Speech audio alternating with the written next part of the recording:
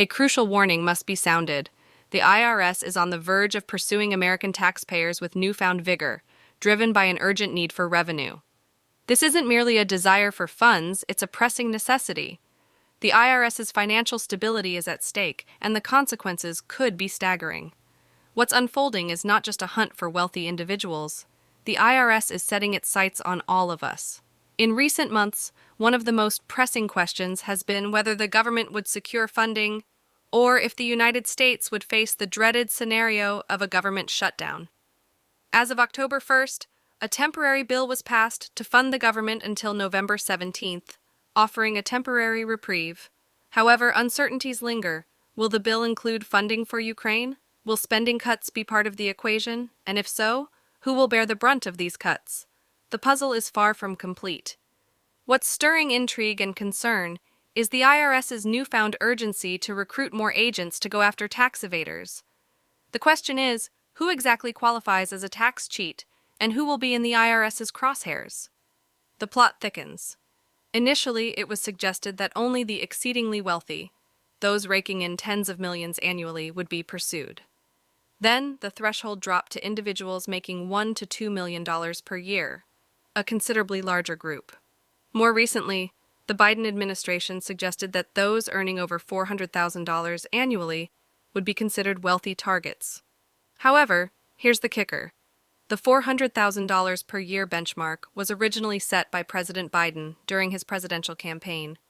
He vowed that individuals making less than this amount would not see a penny more in taxes. Despite being elected, this number has remained unchanged for the past 3 years. The IRS, however, isn't concerned with whether you make $400,000 or $400,000 per year. Their priority is collecting owed taxes. Here's where it gets even more intriguing. Based on insights from IRS officials and numerous CPA firms, it's clear that the IRS lacks adequately trained agents to pursue the nearly 2.5 million individuals making over $400,000 annually who might be skirting tax laws. This raises an important question. If the IRS is struggling to chase after the wealthy few, could tax increases provide an alternative solution without targeting specific individuals? To understand this better, consider the Laffer curve, which illustrates that tax revenue peaks at a certain tax rate. Beyond this optimal point, higher tax rates result in reduced tax revenue.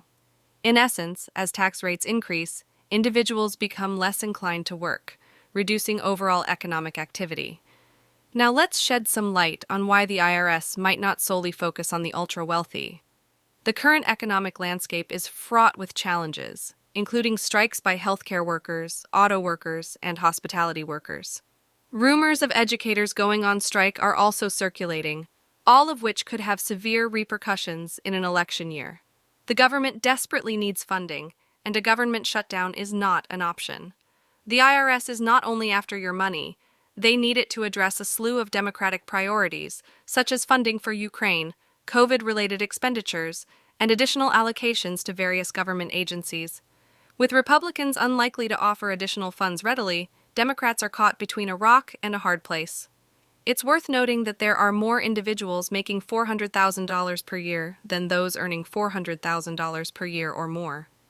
In fact, a staggering 47% of Americans make less than $440,000 per year. Moreover, a significant portion of income tax collections, 74%, comes from the top 10% of earners, a category that starts at approximately $155,000 per year or $11,000 per month. This includes married couples comprising various professions like police officers, nurses, teachers, or EMTs. So, don't assume you're exempt from IRS scrutiny. If your combined household income crosses the $155,000 per year mark, you could fall within the IRS's expanded scope. In summary, a storm is brewing on the horizon. The IRS isn't just requesting your money, they need it to fund critical government functions. The questions are how this will affect the tax landscape and who will bear the burden. As the situation unfolds, we'll continue to provide updates. Thank you for staying informed, and please consider subscribing to stay abreast of the latest news and developments. We'll see you in the next update.